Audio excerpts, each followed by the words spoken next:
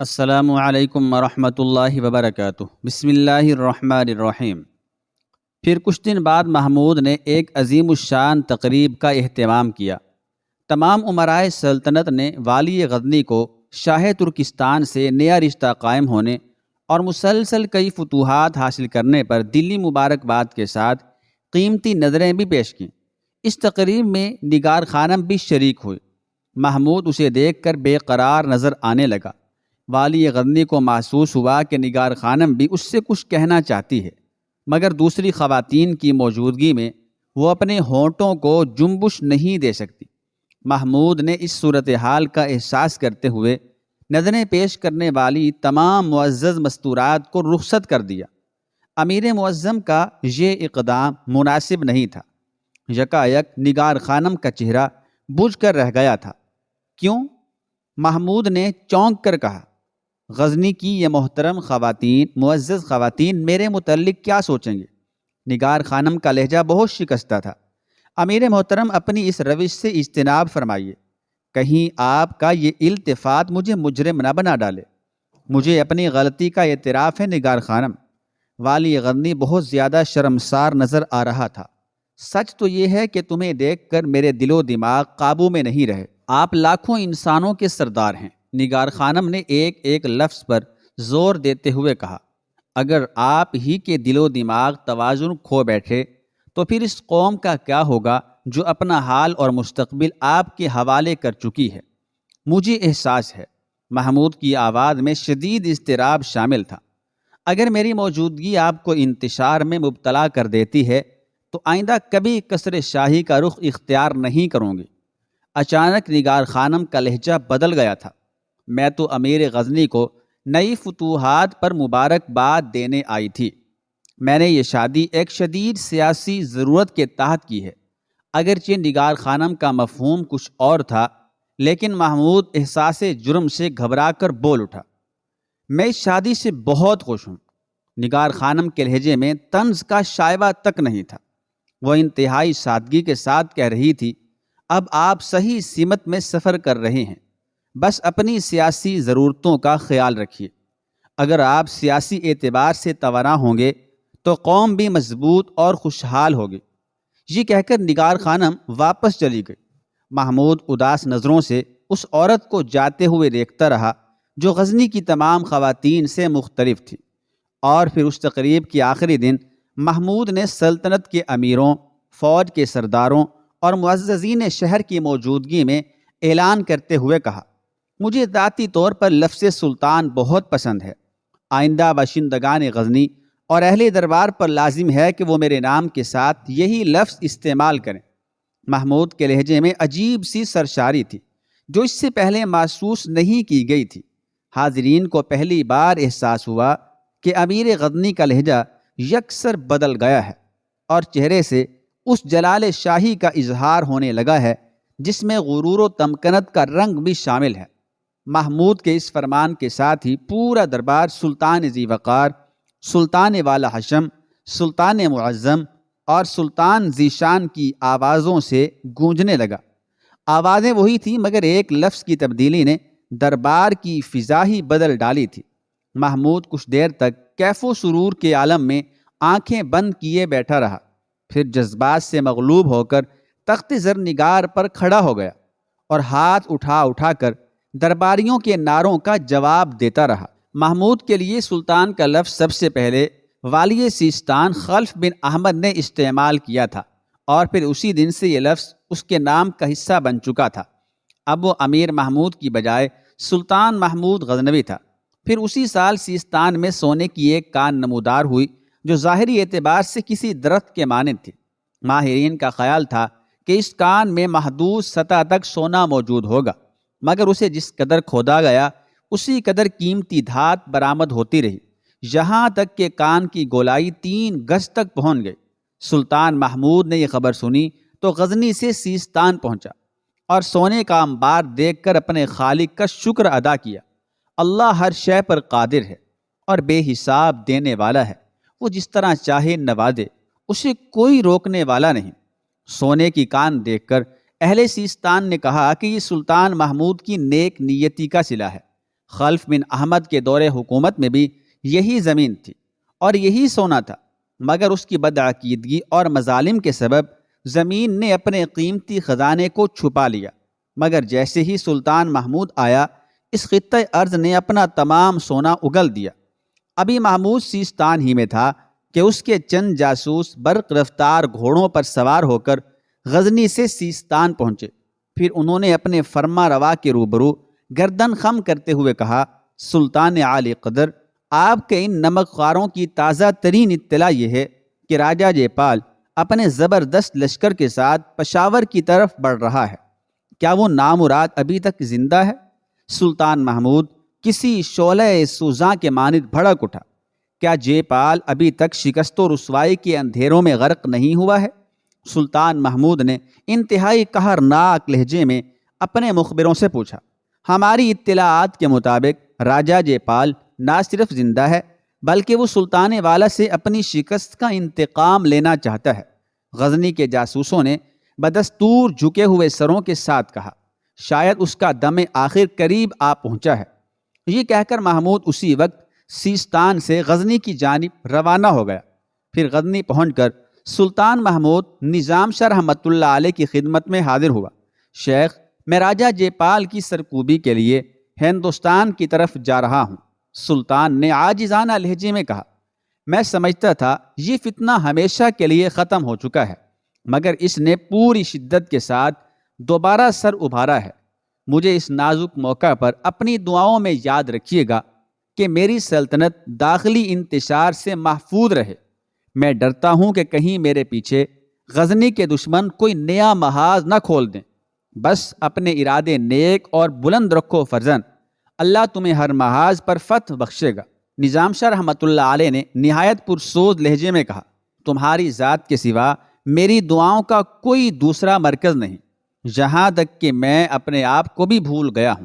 سلطان نے بڑی عقیدت سے نظام شاہ رحمۃ اللہ علیہ کے ہاتھوں کو بوسہ دینا چاہا، مگر غزنی کے مرد قلندر نے والی غزنی کو اس کے ارادے سے باز رکھا۔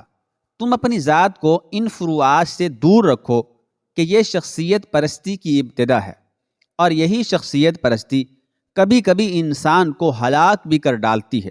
سلطان محمود بارگاہ شیخ سے نئی تربیت اور نیا حوصلہ لے کر اٹھا اور اپنے لشکر جرار کے ساتھ پشاور کی طرف بڑھنے لگا۔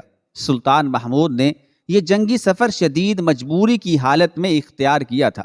والی غزنی کے وہم و گمان میں بھی نہیں تھا کہ شکست خوردہ جے پال اس طرح اچانک پلٹ پڑے گا اور الجھی ہوئی سیاسی صورتحال سے فائدہ اٹھانے کی کوشش کرے گا۔ اس وقت سلطان محمود کی تمام تر توجہ بخارا، آذربائیجان اور فارس کے قلعوں پر مرکوز تھی۔ محمود دلی طور پر چاہتا تھا کہ وہ خلیفہ بغداد قادر باللہ عباسی کو ویلمیوں کے اثرات سے نجات دلائے۔ اس اشتراک اور تعاون کی بنیادی وجہ یہ تھی کہ خلیفہ بغداد اس کا ہم عقیدہ تھا، اور اس کے برعکس ویلمی اپنے عقائد کے اعتبار سے والی غزنی کے بدترین دشمن تھے۔ محمود کا منصوبہ تھا کہ ویلمیوں کی زوال پذیر طاقت پر آخری بھرپور ضرب لگائے اور ان بدعقیدہ لوگوں کو ہمیشہ کے لیے خلافت بغداد کے انتظامی حلقوں سے خارج کر دے۔ مگر برہمن حکمران راجہ جے پال کی اچانک یلغار نے محمود کے منصوبے کو درہم برہم کر کے رکھ دیا تھا۔ لمغان کے محاذ پر جے پال اور ہندوستان کی متحدہ افواج کی ذلت آمیز شکست کے بعد پورے ملک میں سنگٹن اتحاد کی تحریک انتہائی زور و شور کے ساتھ شروع ہو گئی تھی۔ اس کے علاوہ بدھ مذہب کے عالموں اور ہندو پنڈتوں کے درمیان صدیوں سے ہونے والے مناظرے بھی ملتوی کر دیے گئے تھے۔ یہ عجیب بات تھی کہ ہندوؤں کے ہزاروں فرقے جو سینکڑوں سال سے آپس میں دست و گریباں رہتے تھے، اپنے تمام اختلافات بھول کر سلطان محمود کو شکست دینے کے لیے ایک مرکز پر جمع ہو گئے تھے۔ امیر سبکتگین کی بے وقت موت نے راجہ جے پال کے حوصلوں کو نئی زندگی بخشی تھی۔ وہ محمود کو خراسان، بلخ، ہرات اور سیستان کے محاذوں پر الجھا ہوا دیکھتا رہا، اور ہر گھڑی اس خبر کا متوقع رہا یا تو والی غزنی شکست کھا کر میدان کارزار میں مارا جائے گا، یا پھر گزرتے وقت کے ساتھ اس کی فوجی طاقت کمزور سے کمزور تر ہوتی جائے گی۔ اپنے انہی خوابوں اور خواہشوں کے ہجوم میں راجہ جے پال بڑی خاموشی سے فوجی تیاریاں کرتا رہا۔ پنجاب جیسے وسیع و عریض اور زرخیز ترین علاقے کا حکمران راجہ جے پال ہندوستان کے تمام راجاؤں میں سب سے زیادہ طاقتور فرما روا تھا۔ اسے دوبارہ امیر سبکتگین کے ہاتھوں شکست کھانے پر بڑی ندامت تھی۔ وہ اپنا کھویا ہوا وقار بحال کرنے کے لیے محمود کو شکست دے کر غزنی پر قبضہ کرنا چاہتا تھا۔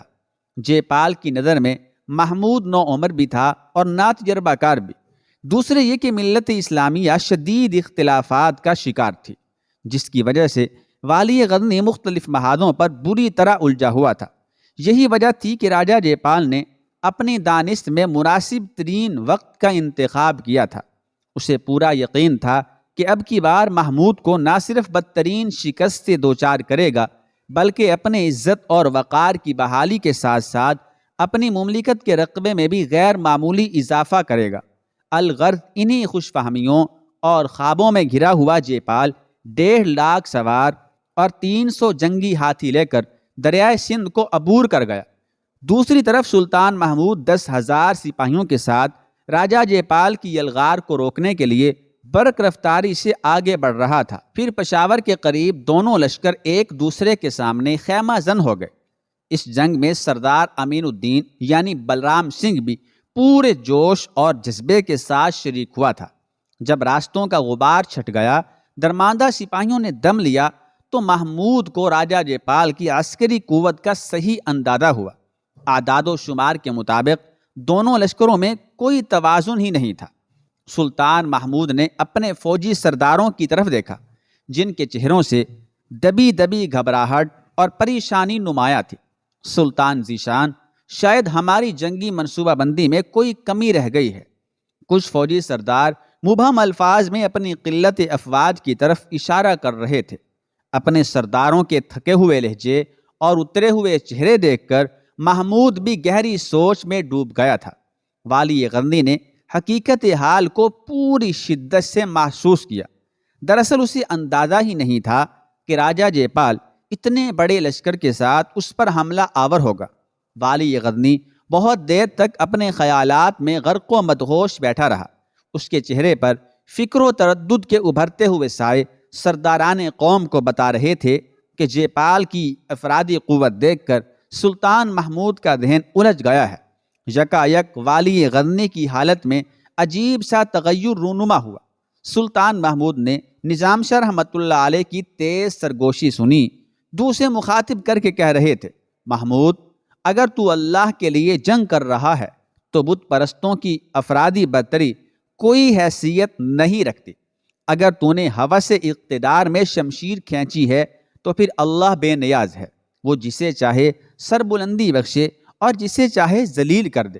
محمود نے اپنے خیمے میں گھبرا کر ادھر ادھر دیکھا، مگر وہاں نظام شاہ رحمۃ اللہ علیہ کی موجودگی کا سوال ہی پیدا نہیں ہوتا تھا۔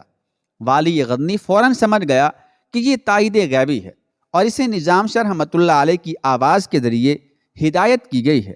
پھر دوسرے ہی لمحے اس نے اپنی شمشیر بے نیام کی اور میدان جنگ میں چلا آیا۔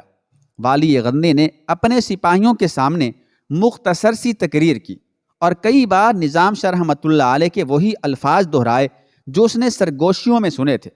اپنے امیر کی تقریر سن کر مجاہدین اسلام کے چہروں پر خون دوڑنے لگا اور بیک زبان ہو کر وہ بلند آوازوں میں کہنے لگے، سلطان ذی وقار، ہم اللہ ہی کے لیے اپنے گھروں سے نکلے ہیں۔ اللہ ہی ہمارا کارساز و مشکل کشا ہے، اللہ ہی ہمارا محافظ و نگہبان ہے، اور اللہ ہی کے لیے ساری بڑائیاں ہیں اور تمام نصرتیں اللہ ہی کی طرف سے ہیں۔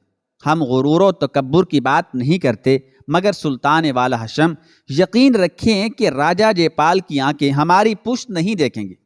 اس جنگ کا نتیجہ خواہ کچھ بھی ہو، مگر دشمنوں کو بالآخر ہمارے سینے کے زخم ہی دیکھنے پڑیں گے۔ یہ بڑا عجیب عہد تھا جسے سن کر محمود پر سرشاری کسی کیفیت طاری ہو گئی، اور پھر اہل ایمان نے اپنے عہد اس طرح نبھائے کہ راجہ جے پال کی 5 سالہ فوجی تیاریاں چند دنوں کے اندر خاک میں مل گئیں۔ مجاہدین اسلام کے سامنے اس کے 1.5 لاکھ فوجی کاغذ اور لکڑی کے بت ٹھہرے تھے، اور مسلم تیر اندازوں کے مقابل اس کے 300 ہاتھی بھیڑ بکریاں قرار پائے تھے۔